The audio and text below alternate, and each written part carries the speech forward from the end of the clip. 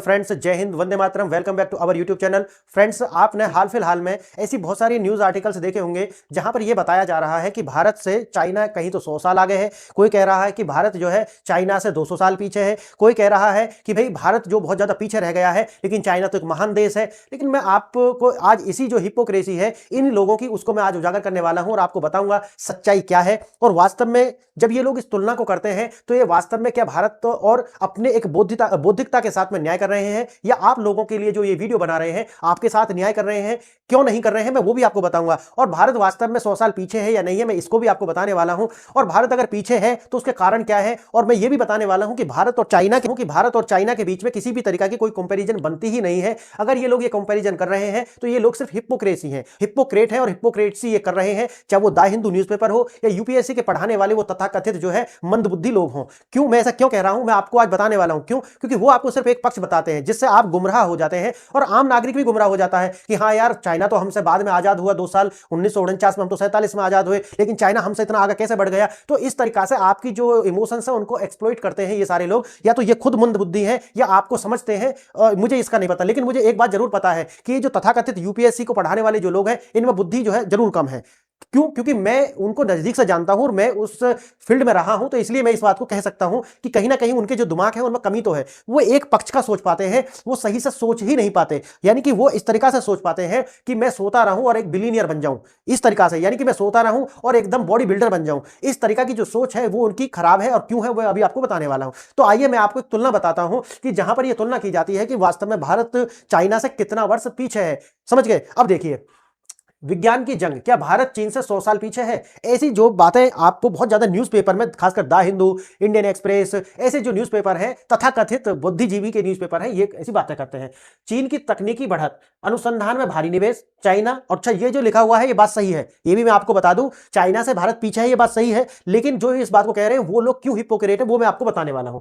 चीन जो है अपनी जीडीपी का 2.4% निवेश करता है आरएनडी में, और भारत वहीं अपनी जीडीपी का 0.65% जो है आरएनडी यानी कि रिसर्च एंड डेवलपमेंट में निवेश करता है। दूसरा, भविष्य की तकनीकों पर प्रभुत्व, जो चाइना है उसका AI, quantum computing, hypersonic missile और स्पेस, इन पर जो है प्रभुत्व धीरे धीरे से बढ़ रहा है, और कहीं तो वो अमेरिका से भी कई कदम आगे बढ़ चुके हैं। चाहे तो जैसे वो एआई और क्वांटम कंप्यूटिंग में खासकर वो इनसे आगे हैं, और खासकर जो हाइपरसोनिक मिसाइल जो टेक्नोलॉजी है उसमें भी वो अमेरिका से आगे निकल चुके हैं। देखिए, तेज विकास और निर्माण प्रोजेक्ट भारत में 4 साल लेते हैं, चीन में वो 12 से 18 महीने में पूरे हो जाते हैं। बात बिल्कुल सही है, यहां तक वो जो कह रहे हैं वो भी सही है। लेकिन बात आती है भारत का, भारत के लिए आगे का रास्ता क्या है? भारत के लिए ये है कि भाई भारत जो है 2% अपनी जीडीपी बढ़ा दे, जितना चाइना कर रहा है भारत उतना ही करे। वैसे तो जीडीपी चाइना की भारत से बहुत ज्यादा है भाई, भारत से आप सीधी सीधी से आप समझे कि चार गुना तो है ही कम से कम। अगर हम अपनी 4 ट्रिलियन या 4.5 ट्रिलियन इकोनॉमी मान लें तो उनकी 18 से 20 ट्रिलियन इकोनॉमी है। तो अगर उसका भी वो 2.4% कर रहे हैं तो हमको तो 8 से 10% करना चाहिए। समझ रहे मेरी बात? लेकिन मैं आपको बताऊंगा इसमें धूर्तता क्या है। इन लोगों की जो ये जो लोग आपको बताते हैं वो सिर्फ एक पक्ष बताते हैं, आपको पूरी पिक्चर नहीं बताते कि पूरी पिक्चर क्या है। देखिए, नवाचार को बढ़ावा देने के लिए भारत को अपने आरएनडी पर 2% तक खर्च करना चाहिए। शिक्षा प्रणाली में क्रांति, रटना नहीं बल्कि प्रैक्टिकल लर्निंग लानी चाहिए। समझ गए? ये बात अच्छी है। फिर है भारत को अभी अपने जो एआई मिशन है, क्वांटम मिशन है, बायोटिक मिशन है, डिफेंस है, इस पर भी उसकी जो टेक्नोलॉजी है उसका जो आरएनडी है उस पर ज्यादा खर्च करना चाहिए। बात बिल्कुल सही है। और जो हमारा इसरो है, इसरो की तरह एआई, क्वांटम, बायोटेक के लिए समर्पित अलग अलग जो है संस्थाएं और इंस्टीट्यूशन का निर्माण करना चाहिए। बहुत अच्छी बात है। अब देखिए, आप भारत बनाम चीन, क्या हम विज्ञान और प्रौद्योगिकी में सच में 100 साल पीछे हैं? अब बात आती है कि 100 साल पीछे हैं, मैं कहता हूं बिल्कुल पीछे हैं। लेकिन मैं उन लोगों से एक बात में बिल्कुल एग्री नहीं करता जो ये कहते हैं कि चाइना और भारत की ये जो तुलना है वो होनी चाहिए। बिल्कुल नहीं होनी चाहिए। और मैं हर उस व्यक्ति का विरोध करूंगा जो भारत और चाइना की तुलना करेगा। कब तक? जब तक वो उनके पॉलिटिकल सिस्टम की तुलना ना कर ले। या तो वो व्यक्ति सबसे पहले पॉलिटिकल सिस्टम की तुलना करे कि भाई चाइना का पॉलिटिकल सिस्टम कैसा है और भारत का पॉलिटिकल सिस्टम कैसा है। फिर उसके बाद बात आती है डेवलपमेंट की, तब बात करो। बात आती है इकोनॉमिक्स की, तब बात करो। बात आती है उस देश की जीडीपी, उस देश के जो है उस देश के विकास की, उस देश का जितना भी कुछ है वो उसके बाद आएगा। लेकिन सबसे पहले क्या आएगा? सबसे पहले आएगा पॉलिटिकल सिस्टम। आप पॉलिटिकल सिस्टम की जब तक बात नहीं करोगे तो ये सारी तुलना बिल्कुल नहीं करनी चाहिए। मैं उन लोगों से कहता हूं, और जो लोग ये आर्टिकल लिखते हैं उनके लिए भी मैं सीधा बोल रहा हूं कि भाई आप जो है पहले आप पॉलिटिकल सिस्टम की तुलना कीजिए कि चाइना के अंदर जो पॉलिटिकल सिस्टम है वो वन मैन आर्मी है, यानी कि एक व्यक्ति और एक ही पार्टी है पूरे देश के अंदर। वहां जो है एक व्यक्ति यानी कि जो पॉलिटिकल पार्टी ने बोल दिया वही जो है सर्वमान्य सत्य है, वही कोर्ट है, वही जज है, वही वकील है। समझ गए आप? यानी कि जो सीपीसी है, यानी कि कम्युनिस्ट पार्टी ऑफ चाइना जो है, वही सर्वे सर्वा है। लेकिन भारत में ऐसा नहीं है। भारत और चाइना की जो पॉलिटिकल क्लास है, जो लोगों की सोच है, उसमें जमीन आसमान का अंतर है। इसलिए मैं कहता हूं कि अगर भारत की आज 4.5 ट्रिलियन की इकोनॉमी है, तो वो चाइना के 40 ट्रिलियन की इकोनॉमी के बराबर है। क्यों? क्योंकि आपने जो इसके एवज में जो मजे लूटे हैं, जो आजादी का मजा भुगता है, वो भी तो उसमें काउंट किया जाएगा। क्या वो 18 ट्रिलियन से कम है? क्या वो 20 ट्रिलियन से कम है? कि आप जो कहीं पर भी खड़े होते हैं, कुछ भी बकबक करते हैं, कहीं कोई प्लांट लग रहा हो, वहां ट्रैक्टर लेकर के चढ़ जाते हैं, अगर कुछ भी हो तो किसान जो है आकर के दिल्ली को चौक कर देते हैं, अगर किसी भी कानून की बात हो तो सीए के नाम पर दिल्ली को जाम कर दिया जाता है। यहीं अगर कोर्ट में देखोगे तो एक बिके हुए जो वकील हैं, उनकी एक फौज खड़ी हो जाती है। हर खराब काम के लिए आपके यहां पर जज मिल जाते हैं, हर एक गलत से गलत काम के लिए आपको वकील मिल जाते हैं। आप भारत की जब तक सारी चीजों की कंपैरिजन नहीं कर लेते, मैं कहता हूं कि इस तरीका के जो मुद्दे हैं, जो इस तरह की वीडियो बनाते हैं या इस तरह के जो लेख लिखते हैं, वो सिर्फ धूर्त है, इससे ज्यादा कुछ भी नहीं है। चाहे आप यूपीएससी की तैयारी कर रहे हो, चाहे आप किसी की भी, लेकिन आपको एक विवेकशील व्यक्ति बनना ही पड़ेगा। और एक इंटेलेक्चुअल लोगों की पहचान क्या है कि वो जब दोनों साइड के, यानी कि दोनों चीजों को कंपैरिजन कर सकते हैं, वही तो इंटेलेक्चुअल है। लेकिन ये लोग हैं कि इस तरीका के जो है लेख लिखते हैं और मुझे इन पर वीडियो बनानी पड़ती है और मैं इनको नंगा करता रहूंगा और वीडियो बनाता रहूंगा। देखिए, यह कोई अतिशोक्ति नहीं है, ये एक वेकअप कॉल है। अगले 15 मिनट में मैं आपको बताऊंगा कि मैं आपको बताने वाला हूं है क्या। चीन का अभूतपूर्व वैज्ञानिक उदय, 2010 दुनिया की फैक्ट्री। अब चीन का ये उदय होता कैसा है कि चीन बन जाता है पूरी दुनिया का मैन्युफैक्चरिंग हब। और जो ये मैन्युफैक्चरिंग हब है, ये पूरी दुनिया की जितनी भी फैक्ट्री है, यूरोप की जो फैक्ट्री है, जो अमेरिकन कंपनीज हैं, वो चाइना के अंदर जाती हैं और चाइना के अंदर जाकर के प्रोडक्शन शुरू करती हैं, जिससे लोगों को रोजगार मिलता है। अब ये तो आपको बताया जाता है, लेकिन इसके पीछे की जो कहानी है वो आपको कभी नहीं बताई जाती। चाइना में अगर कोई कंपनी जाती है तो उसको जाते ही वहां पर जो लैंड है वो अलॉट हो जाती है। वहां पर ऐसा नहीं कि किसान आकर के बैठ जाएंगे या आप कहोगे कि नहीं नहीं मेरा घर तोड़ दिया, ऐसा कुछ नहीं चलता। अगर आपने बोला कि घर तोड़ दिया और आंदोलन करा आपने, तो फिर वो आपका कुछ और भी तोड़ देंगे। इसीलिए भारत में ये होता नहीं है। भारत में क्या है कि कोई भी जाकर के कह देगा भाई मेरे खेत में से रोड नहीं निकलेगी, और वहां नहीं निकलेगी, चल रहा है वो केस चलता रहेगा। तो आप इन दोनों चीजों की तुलना कर ही नहीं सकते। जो चाइना के लोगों ने जो झेला है, समझ गए ना, इस जो 18 ट्रिलियन और ये जो वैज्ञानिक प्रगति की आप बात कर रहे हैं ना, ये जो लोग यहाँ पे भारत में बैठ करके, वो ये भूल जाते हैं कि जो चाइना की उन्नति है ये लाशों के ढेर पर खड़ी हुई है, याद रखना। और आप ये कुर्बानी देने के लिए तैयार नहीं है। आपके घर की एक छत की बालकनी भी तोड़ दी जाए ना डेवलपमेंट के लिए, तो आपकी सारी हवा निकल जाएगी। ये 18 ट्रिलियन और भारत के विकास और 100 साल आगे पीछे सारा खत्म हो जाएगी आपकी, समझ गए। तो हम भारत के जो लोग हैं वो ऐसे हैं कि हमें अच्छा अच्छा गप गप है और कड़वा कड़वा थू थू है। तो ये उसी विरोधाभास की ओर इशारा करता है ये जो आर्टिकल है। और ये जो लोग हैं, इस तरह के आर्टिकल आपको रोज, आपको एक दो दिन छोड़ करके एक नया आर्टिकल आपको चाइना और भारत की तुलना में मिल जाएगा। और मुझे समझ नहीं आता कि ये कौन सा मतलब अफीम खाते हैं, नशा वगैरह करते हैं जो इस तरह के आर्टिकल लिखते हैं। ये तुलना बनती ही नहीं है। क्या आप वो दर्द झेलने के लिए तैयार हैं जो चाइना के लोग झेल रहे हैं, या उन्होंने सदियों से झेला है? 49 के बाद में डेंग जाओपिंग जो उनके प्रीमियर थे, उन्होंने पूरी दुनिया को जो यहाँ पे आमंत्रित किया, और आमंत्रित करने के बाद में चाइना के लोगों को आजादी नहीं थी। वहां पर ये ट्रेड यूनियंस नहीं थी, वहां पर ये जो भारत की तरीका आकर के जो कंपनियों को जाम कर देते थे, लेबर जो थे वो लेबर यूनियंस नहीं थी जो चौक कर देते थे लाकर के बाहर, ठीक है, कंपनी के बाहर आकर खड़े हो जाते थे, ब्लॉकेज लगे रहते थे महीना महीना भर तक। वो समय ज्यादा दूर नहीं है। भारत के अंदर लाइसेंस राज था, चाइना के अंदर वो लाइसेंस राज नहीं था। समझिए इस बात को। यानी कि पूरी तरीका से चाइना ने अपनी जो रिसोर्सेज थे, साथ ही साथ जो ह्यूमंस थे, उन दोनों का अच्छे से एक्सप्लॉइटेशन हुआ है। और ये जो एक्सप्लॉइटेशन है, ये आपको आज जो दिख रहा है ना, ये ऊपर की चमक हम देख लेते हैं, लेकिन अंदर का दर्द हम नहीं देखते। और ये दुनिया की, ये मैं कहता हूं कि ये ह्यूमन बीइंग और ये ह्यूमैनिटी की सबसे बड़ा विरोधाभास है कि हम अच्छे पक्षों को देख लेते हैं, चाहे जीवन के हो या दूसरे के हो, लेकिन उसके अंदर जो दर्द छुपे हैं वो कभी नहीं देख पाते। इसीलिए आप ये 18 साल और ये 100 साल आगे की बात और 20 ट्रिलियन इकोनॉमी की बात करते हैं, लेकिन आप कभी चाइना के लोगों के उस दर्द की बात नहीं करते कि जो आपने नहीं झेला, उन्होंने झेला है। और अगर उन्होंने दर्द झेला है तो इसके वो डिजर्व करते हैं, इस उन्नति को भोगने के लिए वही डिजर्व करते हैं। आप नहीं करते। आप नहीं कह सकते कि भाई हमें चाइना की तरह बड़ी अर्थव्यवस्था बनना है, क्योंकि चाइना के लोगों ने जो झेला है वो आप झेलने के लिए तैयार नहीं है, लेकिन आपको मजे चाहिए। अब देखिए, निवेश जो मैंने आपको बताया है कि भाई हम भी जो है 2% करें, मैं तो कहता हूं कि अगर चाइना की जीडीपी की बात करें तो हमें 10% करना चाहिए आरएनडी पर। देखिए आगे, टैलेंट इंजन, वैश्विक प्रभुत्व की नींव, 6 लाख से ज्यादा अधिक, चीन हर साल 6 लाख से अधिक क्वालिटी स्टेम ग्रेजुएट तैयार कर रहा है। यानी कि अगर हम एजुकेशन की बात करें तो जो स्टेम होती है उसके वो 6 लाख विद्यार्थी तैयार कर रहा है। इससे ही ज्यादा क्या होंगे कि विदेशों में जितने भी आईपीआर वगैरह जाएंगे वो यही लोग तो अप्लाई करेंगे ना। तो ये जो स्टेम के ग्रेजुएट्स हैं वो ज्यादा प्रोड्यूस कर रहा है चाइना भारत से। बात वहीं आकर के खड़ी हो जाती है जो मैंने अभी आपको बताया है। हमें ये सब तो चाहिए, लेकिन वो पीछे वाला जो पक्ष है वो हमें बिल्कुल नहीं चाहिए। तो ये हिपोक्रेसी है। 7 प्रमुख क्षेत्र जहां चीन दुनिया को पिछाड़ रहा है, और चीन पिछाड़ेगा।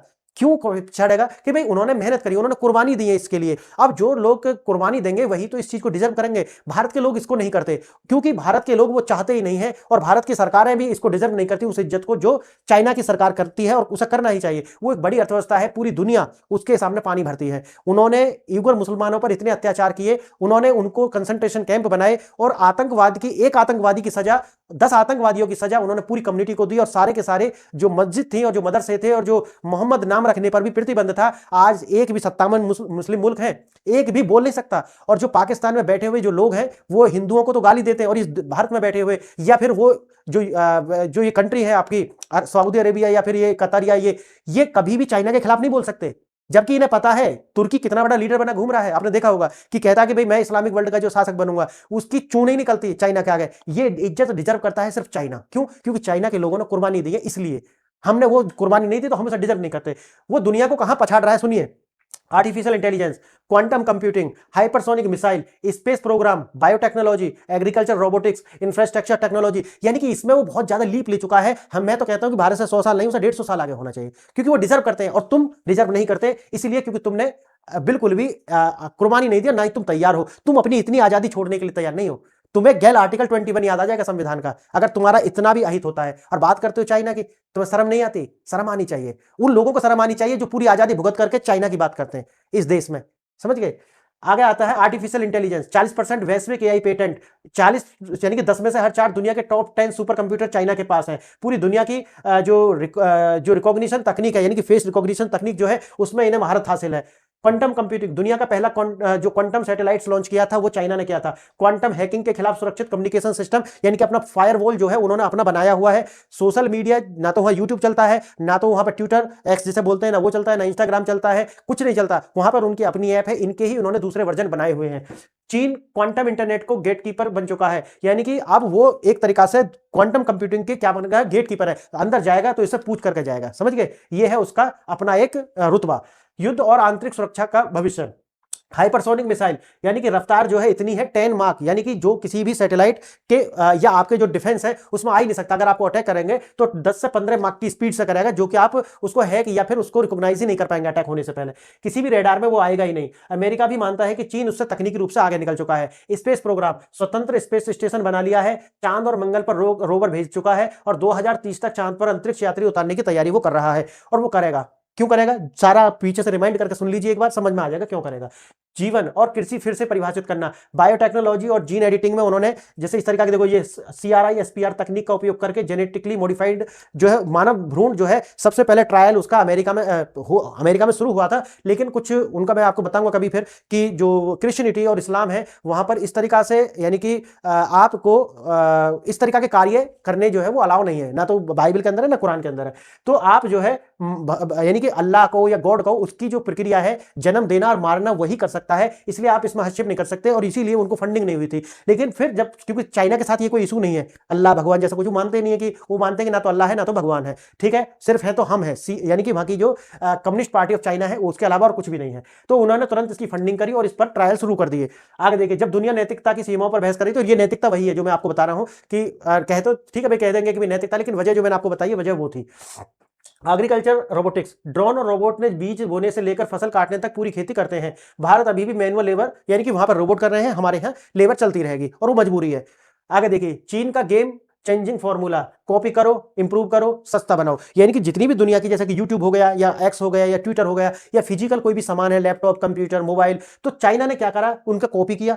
क्यों? कंपनी तो चाइना के अंदर ही थी ना, तो चाइना के लोग ही कार्य कर रहे थे, तो उन्होंने उसकी सस्ती कॉपी, जैसे एप्पल की सस्ती कॉपी बनानी शुरू कर दी, सैमसंग की सस्ती कॉपी बनानी शुरू कर दी, और अपने उसको इंप्रूव किया और फिर सस्ता बनाया, जिससे उन्होंने पूरी विश्व की जो मार्केट है उस पर डोमिनेंस स्थापित कर लिया। और यहां पर आप देखोगे लंबी अवधि योजना, चीन अगले 30 से 40 साल की योजना बना रहा है, जबकि दूसरे देश चुनाव में उलझे हुए हैं। अब बात यही आ जाती है ना कि चीन ये योजना बना सकता है, क्योंकि वहां का जो प्रीमियर है वो कब तक रहेगा, जब तक वो जिंदा रहेगा। तो वो जो है अगर 40 साल जिंदा रहा तो 40 साल की एक योजना बना सकते हैं। ऐसा नहीं है कि 5 साल बाद सरकार बदल गई तो जो नया आएगा वो अपने नेताओं के नामों पर स्कीम बनानी शुरू कर देगा, फिर 5 साल बाद सरकार बदल जाएगी, फिर कोई दूसरा आएगा वो दूसरे नामों पर स्कीम बनानी शुरू कर देगा। तो यहां पर क्या है कि सुबह को कमाओ और शाम को खा लो, ये है डेमोक्रेसी। भारत की जो डेमोक्रेसी है वो, क्योंकि मैं तो मानता ही नहीं कि भारत जो है एक, यहां पर कहते हैं बनाना डेमोक्रेसी, तो बनाना डेमोक्रेसी है, समझ गए?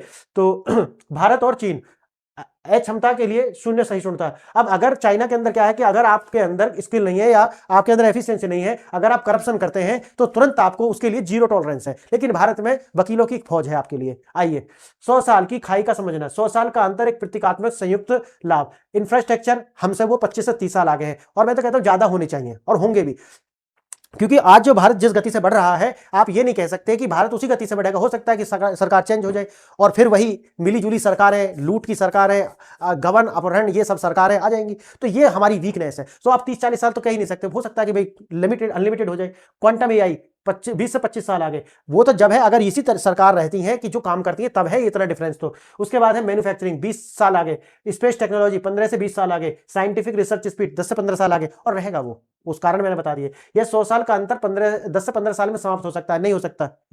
जब तक आपका पॉलिटिकल सिस्टम चेंज नहीं होगा, नहीं हो सकता। मैं आपको बता रहा हूं, ये सिर्फ ख्वाब है जो न्यूज़पेपर में आपको देखने के लिए मिल जाएंगे, या जो लोग आपको बेचते हैं, जो यूपीएससी का ये जो पढ़ाते हैं ना, ये आपको बेच सकते हैं इस तरीका का। मैं आपको सच बता रहा हूं, मैं आपको गुमराह नहीं कर सकता कि ये अंतर 10 से 15 साल में मिट नहीं सकता। जब तक कि हमारे यहाँ पर पॉलिटिकल क्लास का यही सिस्टम रहेगा जो अभी है, बनाना डेमोक्रेसी जब तक रहेगी, तब तक आप चाइना को किसी भी तरीका से कम्पीट नहीं कर सकते। जब तक आप 10 साल आगे उनसे पहुंचोगे, वो आपसे 50 साल फिर आगे निकल जाएंगे। तो वो तो आप सपना पाल लीजिए, छोड़ दीजिए उस बात को। भारत ने स्पेस, डिजिटल पब्लिक इंफ्रा और एआई गवर्नेंस जैसे क्षेत्रों में दुनिया को चौंकाया। हमारे पास क्षमता है, लेकिन बात वही आ जाती है कि हमारे पास क्षमता तो है, लेकिन हमारे पैरों में बेड़ियां भी बंधी हुई हैं।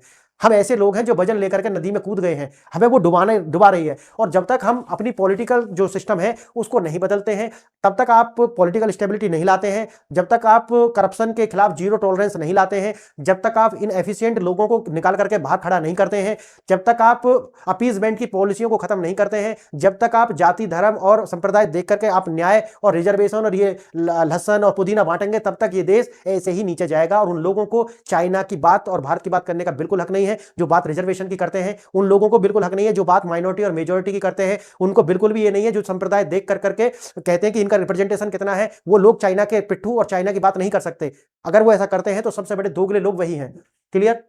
रोड मैप, अनुसंधान के को ईंधन दें, वही है कि भाई आप ये करें वो करें, ये सारी बातें हैं और इससे ज्यादा कुछ भी नहीं है। मैंने आपको बता दिया। ये आप सारी जो पीडीएफ है ये हमारे टेलीग्राम चैनल या फिर मेरी एक ऐप है PRS ऑफिशियल, जो आपको ऐप स्टोर पर भी मिल जाएगी और आपको जो है एंड्रॉइड के और iOS दोनों पर मिल जाएगी। वहां से आप इसे डाउनलोड कर लेना। ऐप का नाम है PRS ऑफिशियल, PRS ऑफिशियल, ये ऐप है, इसको डाउनलोड कर लेना। जितनी भी पीडीएफ होती है मैं वहीं प्रोवाइड कराता हूं। तो टेलीग्राम चैनल है, उसको भी ज्वाइन कर लेना, PRS ऑफिशियल। कुछ कुछ पीडीएफ वहां पे प्रोवाइड करा देता हूं, लेकिन सारी पीडीएफ आपको मिलेगी मेरी ऐप पर। वहां जाइए, ऐप को डाउनलोड कर लीजिए और ये सारी की सारी ऐप आपको मिल जाए। ये जो पीडीएफ है ये आपको मिलती रहेंगी। आप किसी भी एग्जाम की तैयारी कर रहे हैं, आंख और कानों को खुला रखें और तुलना भी करें तो अच्छे से करें। जब तक आप होलिस्टिक नहीं समझेंगे चीजों को, तब तक लोग आपको इसी तरह से गुमराह करते रहेंगे। मैंने आपको बिल्कुल बताने की कोशिश की है कि जो भी मैंने आपको डेटा दिखाए वो बिल्कुल सही है इस ऐप के अंदर, और जो लोग बात कर रहे हैं वो भी सही है। लेकिन मैंने जो आपको बताया, तब तक ये नहीं होने वाला जब तक हम अपनी पॉलिटिकल सिस्टम को चाइना की तरह नहीं बना देंगे, क्योंकि शुरुआत सब वहीं से होती है। तो फ्रेंड्स, अगर आपके मन में कोई सवाल है तो आप मुझे कमेंट कीजिए और नेक्स्ट वीडियो किस पॉइंट पर चाहते हैं वो मुझे बताइए। और आपने मेरी बातों को इतने ध्यान से सुना उसके लिए धन्यवाद। नमस्कार।